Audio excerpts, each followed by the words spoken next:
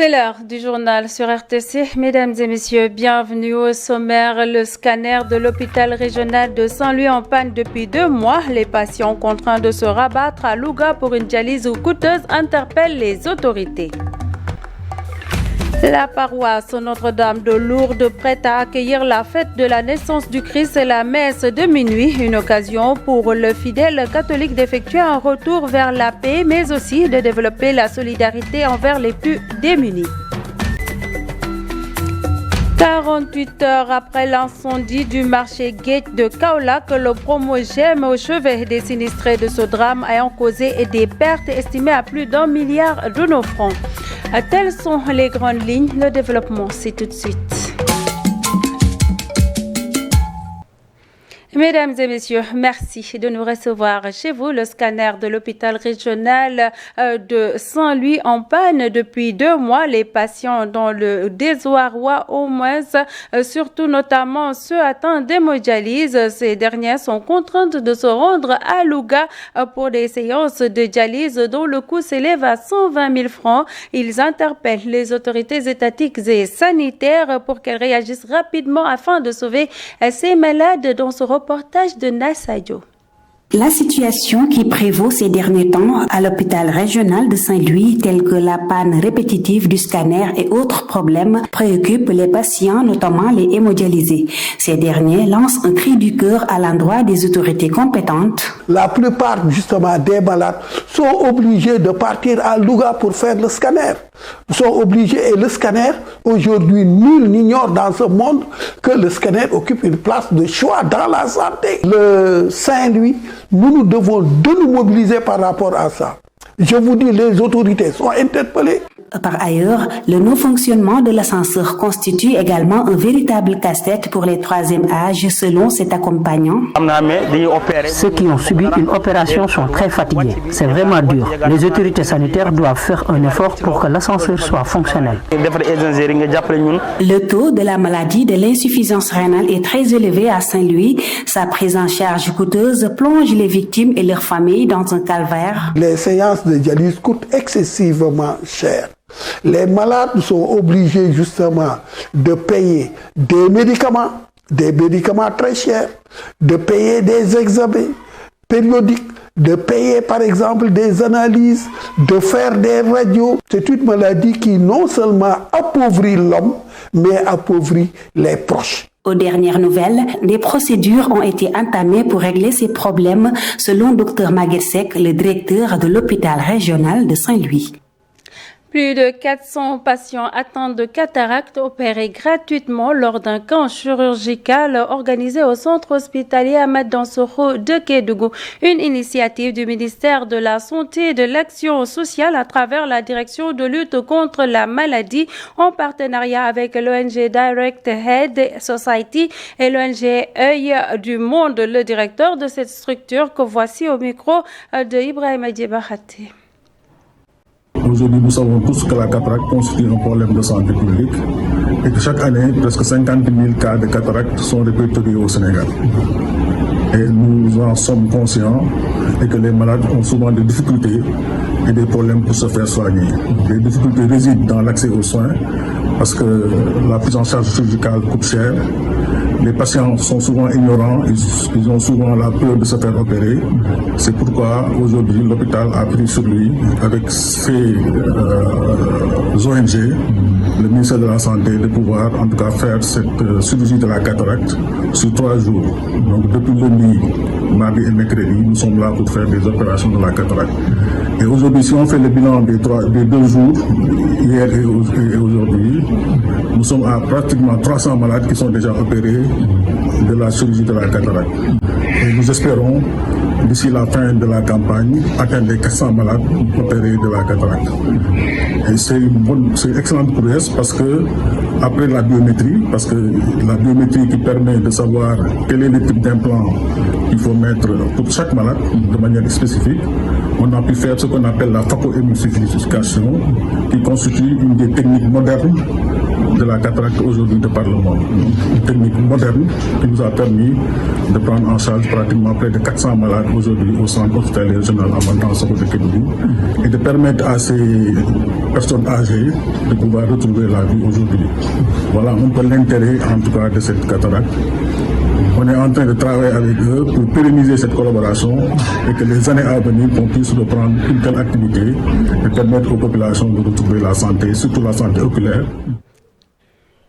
Direction Kaolack, suite à l'incendie qui s'est déclaré au marché gate de cette localité, causant la perte de 100 cantines estimée à 1 milliard de nos francs. La coordonnatrice nationale du programme de modernisation des marchés a effectué une visite sur le site pour apporter le message du ministre et son soutien aussi du ministre de Commerce et de l'Industrie aux victimes de ce drame. Elle est au micro de Tening Tchare. Ce déplacement a pour objet aujourd'hui de venir constater de visu l'état et l'ampleur des dégâts. Aussi discuter avec les principaux acteurs de ce marché pour voir dans quelle mesure on peut les accompagner dans la résilience. Bon, la situation elle est vraiment préoccupante. Parce que les premières estimations font état de 100 cantines, plus de 100 cantines calcinées. Également des pertes qui chiffrent à peu près 1 milliard. Mais les facteurs qui déclenchent ces incendies-là, je pense, doivent nous pousser à nous interroger sur nos responsabilités et nos comportements sur les marchés. Bon, aujourd'hui, sans même présager l'évaluation qui est en train d'être faite, l'occupation anarchique, la promiscuité, la saturation du marché, l'hétérogénéité, mais également les branchements hors normes sont propices au déclenchement d'incendies, mais également à sa propagation.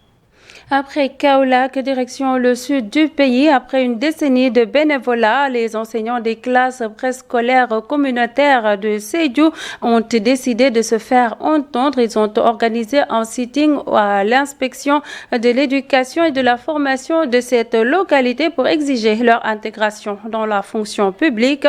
En l'absence de mesures concrètes, ils menacent de surseoir à une autre mesure qui est à la grève de la faim. Je vous propose d'écouter leur président au micro de Oumar Sissé. Nous, les moniteurs de la région de Sédhiou, nous sommes en service pendant plus d'une décennie, tout en boostant le taux de préscolarisation de 17% à 29%. Après tout ce service rendu à cette nation, nous n'avons constaté aucune appréciation du côté de l'État. Pour autant, nous sommes abstenus de nos préoccupations pour répondre aux besoins du paquet qui consiste à porter le TBPS à 50% dès l'horizon 2025. Il est à noter que plusieurs autorités ont été interpellées à compter de nos chefs hiérarchiques, de nos élus locaux, dans un besoin de porter connaissance à la plus haute autorité de ce pays de notre situation. Et jusque-là, elle reste intacte, ce que nous déplorons fort. Aujourd'hui, nous sommes là pour vraiment montrer à cette nation que vraiment nous avons souffert et que vraiment nous n'entendons pas parler de notre situation du côté des autorités. Une situation que nous déplorons très fort. Si l'État vraiment ne nous prend pas en charge dans ces conditions très pénibles, vraiment nous risquerons vraiment de procéder par des vitesses supérieures pour entamer des grèves de la faim. Donc aujourd'hui, quand nous sommes là réunis, c'est après avoir ressenti un recrutement spécial du côté de l'État qui est en train de s'annoncer. Donc on souhaiterait à ce que nous bénéficions de cette opportunité. Restons toujours dans le sud, dans le département d'Oussouye. L'école élémentaire publique Loudia Wolof a accueilli la 7e édition de la fête de l'excellence où les 3 meilleurs élèves de chaque classe ont été primés. L'événement a aussi été l'occasion de plaider pour une meilleure gestion des infrastructures scolaires, un encadrement renforcé des élèves. Le directeur de l'école est au micro de Aïssatou Bachi. Dans le cadre de l'émulation qu'on peut donner à chaque enfant par rapport donc au travail qu'il a eu à fournir durant l'année passée. Maintenant donc on a eu à primer les 3 premiers de chaque classe. Et cette fois-ci on a intégré l'école de Loudia Diola lors de cette journée. C'est pour donc lui donner un cachet vraiment donc populaire. Et d'après ce que nous avons pu voir, vraiment donc les populations sont sorties pour que donc la fête soit belle.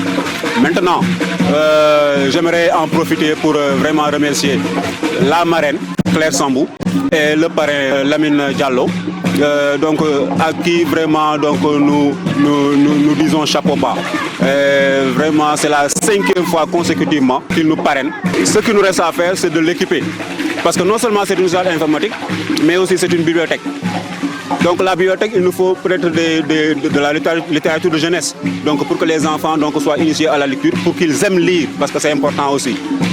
Évidemment, avec nos propres ressources, par l'intermédiaire des kermesses que nous avons eu à faire, nous avons donc eu à édifier cette salle. C'est nous qui l'avons construite sur fonds propres. Maintenant, comme maintenant donc, les enfants aiment bien les portables, donc on a constaté que de plus en plus les enfants ne lisent plus. Et cette bibliothèque va permettre donc, aux uns et aux autres donc, vraiment de se familiariser avec le livre. L'Union des commerçants en équipement technologique et bureautique du Sénégal a lancé ses activités à la Chambre de commerce de Dakar, une occasion pour l'UCOTEPS de présenter les axes stratégiques de son organisation et d'inviter les autorités à une collaboration fructueuse. Le vice-président est au micro de Ansa Sagna. L'UCOTEPS a été mis sur pied afin de fédérer l'ensemble des membres, l'ensemble de ces membres. Donc les acteurs sont divers, ils viennent de différents horizons, il y a différents domaines qui sont englobés par l'association, dont l'informatique, l'électroménager, la bureautique, etc., et la téléphonie bien sûr. Donc nous, à un certain moment donné, on a la nécessité de se regrouper, de faire un bloc afin vraiment de faire face aux challenges et défis en fait, qui se trouvent sur notre route. On a un défi de modernisation, on a un défi, il y a un défi social également, il y a un défi de formation de nos différents membres. Comme vous le savez, au Sénégal, quand on est commerçant, on pense que bon, il n'est pas allé à l'école, il n'est pas assez bien formé. Mais en fait, surtout avec les nouvelles autorités qui nous poussent vers la formalisation, aujourd'hui, on est obligé quand même d'avoir une formation derrière pour pouvoir répondre à cette demande de formation. Donc les défis sont multiformes. Donc on va essayer de statuer, donc de les mettre sur table et un à un essayer de trouver une solution. L'objectif au niveau national, c'est de faire le tour du Sénégal, d'avoir des représentants au niveau des différentes régions du Sénégal. Ça, je pense que très, très rapidement, on va essayer de former des comités régionaux au niveau des différentes régions du Sénégal. Donc, pour étendre un peu nos tentacules au niveau des régions. Donc, on va y travailler de façon très sérieuse, très assidue. On va faire des tournées également. Donc, voilà, pour fédérer le maximum de membres possible et que que l'association ne soit pas uniquement une association de Dakar, mais une association en fait, du Sénégal tout entier. Et puis, les régimes qui se sont succédés à la tête du pays ont élaboré plusieurs plans de logements sociaux, mais les résultats demeurent insuffisants. À Dakar, la nouvelle génération est plus que jamais pessimiste quant à la possibilité d'acquérir une maison. Mais qu'est-ce qui est à l'origine de ce désespoir? Élément de réponse dans ce reportage signé Lamine Goudjabi. Acquérir une maison à Dakar est devenu un rêve quasi impossible pour la nouvelle génération. Cette situation s'explique par de nombreux facteurs et plusieurs habitants de Dakar expriment leur réticence face à cette réalité à l'image de ce résident de Pékin. Dans Dakar, ça dépend rek bo tamul fi nga koy bëgg parce que amna zone yo xamné fi bo ñëwé Dakar pour nga am fi kër Ici à Dakar, pour y avoir une maison, déjà c'est pas facile. Mais aussi il n'y a pas de place là où on peut te vendre pour construire. Ici à Technopole, c'était une forêt. Mais aujourd'hui, tout est occupé. Donc je pense que ici à Dakar, si ce n'est pas la maison de tes parents, ce n'est pas possible d'avoir une maison. C'est pas du tout facile.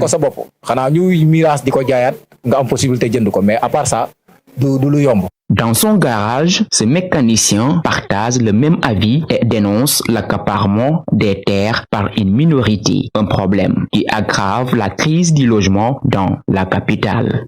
Non, il n'y a pas un travail qui peut te permettre d'avoir une maison. Ici au Sénégal, ça n'existe pas à cet instant. Moi qui te parle comme ça, j'ai tout fait pour avoir une maison ici à Dakar. Mais rien, et pourtant, je travaille tous les jours du matin au soir. Mais pour avoir une maison, c'est chose quasi impossible. Seuls ceux qui ont déjà des maisons qui continueront d'en avoir. Des gens qui vont jusqu'à avoir 5 maisons, ce n'est pas normal. Chacun doit avoir sa propre maison avec beaucoup de quiétude.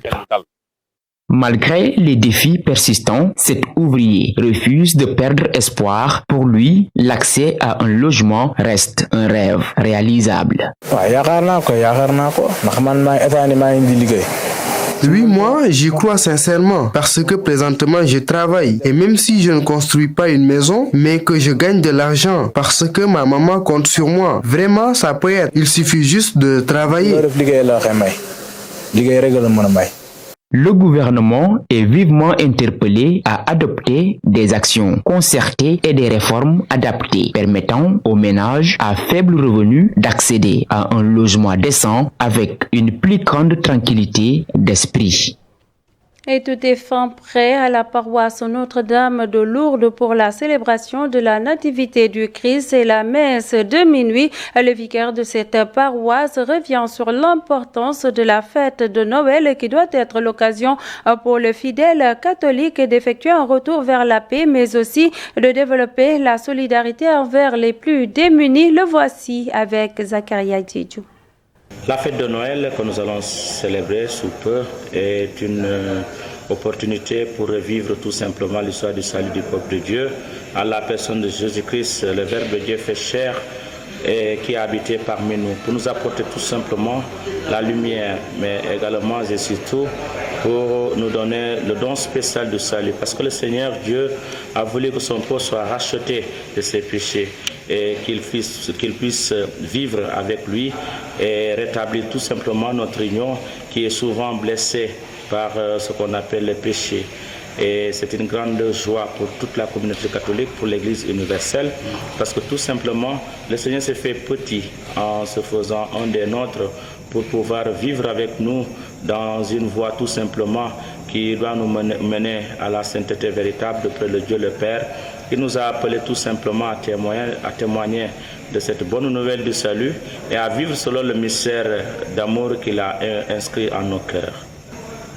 La fête de Noël nous rappelle tout simplement que nous devrons, je peux dire, incarner les vertus d'humilité, les vertus également, je peux dire, de charité. Aujourd'hui, je peux dire, toute la communauté chrétienne se prépare à accueillir le Prince de la paix, l'Emmanuel, Dieu avec nous. Et tout le monde est dans l'allégresse parce que tout simplement, Dieu a fait grâce en son sein en nous donnant son Fils unique qui va nous aider à grandir, à croître. Je peux dire dans la foi, dans l'espérance et dans la charité. Fin de cette édition. N'oubliez pas, l'information continue sur www.euracsenegal.sn. Merci à tous.